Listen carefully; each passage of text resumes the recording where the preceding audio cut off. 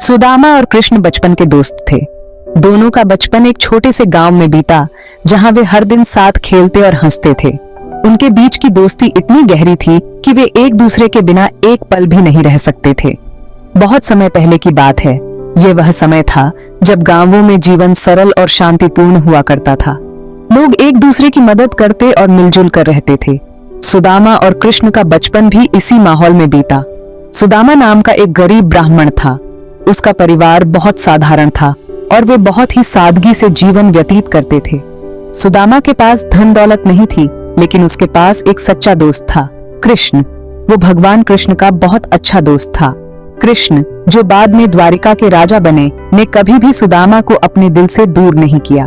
उनकी दोस्ती समय के साथ और भी मजबूत होती गई। बचपन में दोनों साथ पढ़ रहे थे। वे एक ही गुरु के पास शिक्षा ग्रहण करते थे और हर दिन नए नए ज्ञान की खोज में रहते थे। उनके गुरु ने उन्हें न केवल विद्या दी, बल्कि जीवन के महत्वपूर्ण मूल्य भी सिखाए। एक ही गुरु से शिक्षा ली थी। गुरु के सानिध्य में उन्होंने न केवल शास्त्रों का ज्ञान प्राप्त किया, बल्कि जीवन के महत्वपूर्ण सिद्धांत भी सीखे। वे दोनों हमेशा एक दूसरे की मदद करते और साथ में हर चुनौती का सामना करते। दोनों में बहुत गहरी दोस्ती थी। बचपन बीत गया। समय के साथ वे अलग अलग रास्तों पर चले गए, लेकिन उनकी दोस्ती कभी नहीं बदली।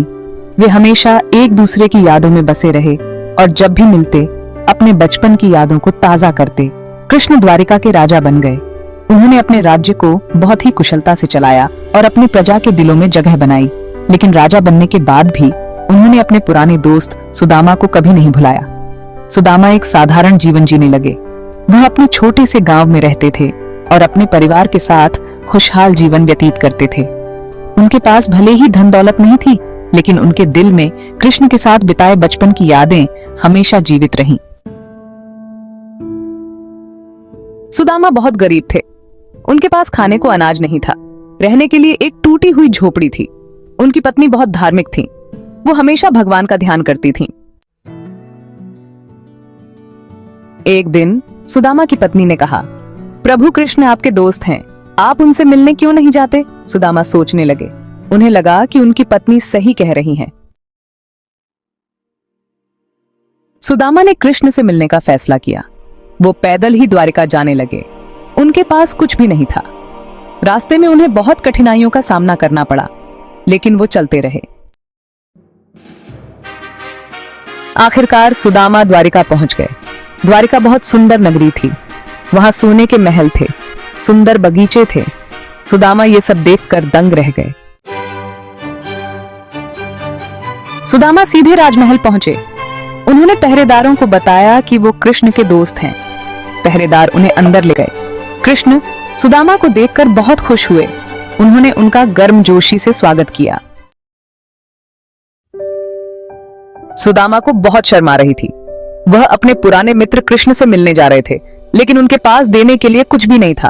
उनके पास कृष्ण को देने के लिए कुछ नहीं था।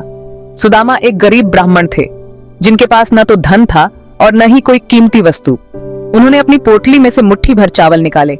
ये चावल उनकी पत्नी ने उन्हें प्यार से दिया था, ताकि वे अपने मित्र को कुछ तो भेंट कर सकें। ये चावल उनकी पत्नी ने उन्हें प्यार से दिया था। सुदामा की पत्नी ने कहा था कि यह चावल उनके सच्चे प्रेम और मित्रता का प्रतीक है। कृष्ण ने बड़े प्रेम से वो चावल स्वीकार कर लिए। कृष्ण ने सुदामा के इस छोटे से उपहार को बहुत ही आदर और प्रेम से स्वीकार किया। उन्होंने कहा कि यह चावल उनके लिए किसी भी कीमती वस्तु से बढ़कर है। कृष्ण ने सुदामा को गले लगाया और कहा कि सच्ची मित्रता में उपहार की कीमत नहीं होती, बल्कि भावनाओं की गहराई होती है। सुदामा को अब कोई शर्म नहीं थी। उन्होंने महसूस किया कि सच्ची मित्रता में भौतिक वस्तुओं का कोई महत्व नहीं होता। कृष्ण ने सुदामा को आशीर्वाद दिया और कहा कि उनकी मित्रता हमेशा अमर रहेगी। इस प्रकार चावल का यह उपहार सुदामा और कृष्ण की मित्रता का प्रतीक बन गया। कृष्ण ने सुदामा को अपने पास बैठाया, उनके साथ भोजन किया। सुदामा को बहुत खुशी हुई। उन्हें एहसास हुआ कि सच्ची दोस्ती में धन दौलत का कोई मोल नहीं होता। सुदामा और कृष्ण की कहानी हमें सच्ची दोस्ती का महत्व बताती है। ये कहानी हमें सिखाती है कि सच्चा दोस्त वही होता है जो मुसीबत में साथ दे। हमें भी सुदामा और कृष्ण की तरह निस्वार्थ दोस्ती निभानी चाहिए। सुदामा और कृष्ण की मित्रता का उदाहरण सदियों से लोगों के दिलों में बसा हुआ है। यह कहानी महाभारत काल की है, जब सुदामा और कृष्ण गुरुकुल में साथ पढ़ते थे। दोनों ने एक दूसरे के साथ हर सुख दुख बांटा। कृष्ण, जो बाद में द्वारका के राजा बने, और सुदामा, जो एक गरीब ब्राह्मण थे, उनकी दोस्ती में कभी कोई अंतर नहीं आया। एक दिन सुदामा अपनी गरीबी से तंग आकर कृष्ण से मदद मांगने के लिए द्वारका पहुंचे। उनके पास कृष्ण के लिए देने को कुछ नहीं था, सिवाय चावल के मुट्ठी भर दानों के।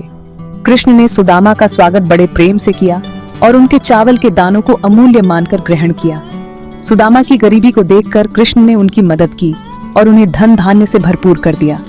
इस कहानी से हमें यह सीख मिलती है कि सच्ची दोस्ती में धन दौलत का कोई मोल नहीं होता। सच्चा मित्र वही है जो हर परिस्थिति में साथ खड़ा रहे। हमें भी अपने जीवन में सच्चे मित्रों की पहचान करनी चाहिए और उनकी कद्र करनी चाहिए। सुदामा और कृष्ण की तरह हमें भी निस्वार्थ भाव से अपने मित्रों का साथ देना चाहिए।